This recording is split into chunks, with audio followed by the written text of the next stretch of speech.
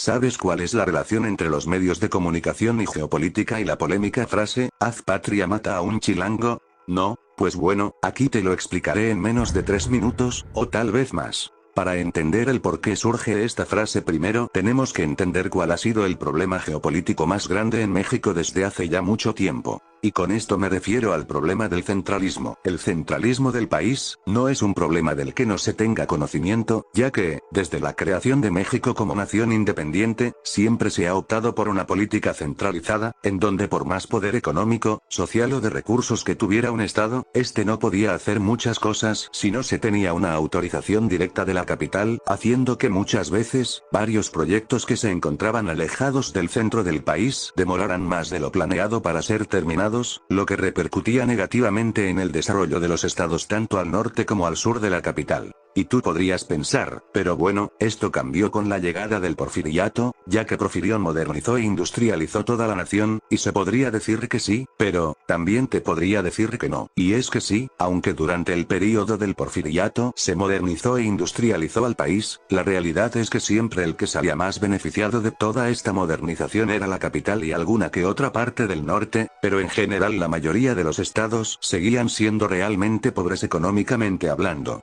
Además, también podrías pensar que esto cambió después de que el Porfiriato fuera destruido, pero no, también estarías equivocado. Durante los años posteriores al Porfiriato, la cosa no cambió mucho, las luchas por el poder siempre se daban en el centro del país mientras que por su parte, el norte de México se transformaba poco a poco en tierra de nadie debido a las constantes persecuciones de los ejércitos que aún mantenían la idea de que la revolución no había llegado a su fin. Ya para mediados del siglo, tenemos también el desarrollo estabilizador que como no podía ser de otra forma, sobre todo ayudó a la capital del país, haciendo que muchas de las personas que aún vivían en el campo optaran por irse a la capital a buscar una nueva vida, haciendo perder a los principales estados agrónomos gran parte de sus ganancias y asimismo, generando una desproporción social por la llegada masiva de gente a la capital. Entonces para finales de los años 70, cuando terminó la época de oro mexicana, ya podemos notar que en el panorama nacional, la capital y la gente que habitaba esta, no era la más querida de entre toda la gente de los demás estados.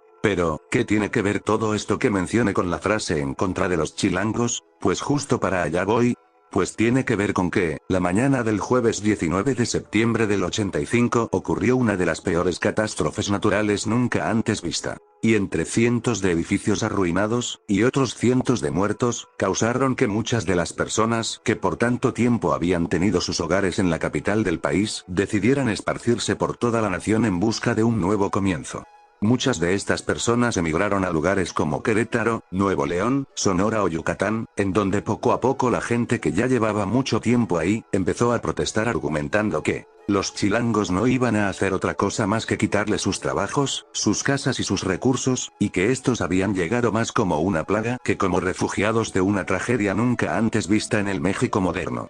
Algo así como, el discurso que dan los americanos sobre los inmigrantes latinos que cruzan la frontera. Pero bueno, a lo que venimos. El punto es que cada pequeño problema que pasaba y tuviera que ver con algo ilegal, se les atribuía directamente a los ciudadanos provenientes de la Ciudad de México sin antes buscar pruebas contundentes o evidencias que los relacionaran. Y para finales del 85 e inicios del 86, de la noche a la mañana aparecieron varios grafitis y pancartas pegadas en plazas y lugares públicos con la famosa frase, haz patria, mata a un chilango. Y muchos dirán, bueno, tan conocido no creo que sea, nunca lo había oído, pues irónicamente, mucha de esta información no se supo en la capital, hasta mucho tiempo después gracias a que, como también existía una centralización en los medios de comunicación como lo podía ser Televisa, no existía mucha cobertura en otros lugares de la República. Entonces para retomar, tenemos entendido que, la centralización es un caso horrible y que prácticamente nació junto con la nación mexicana.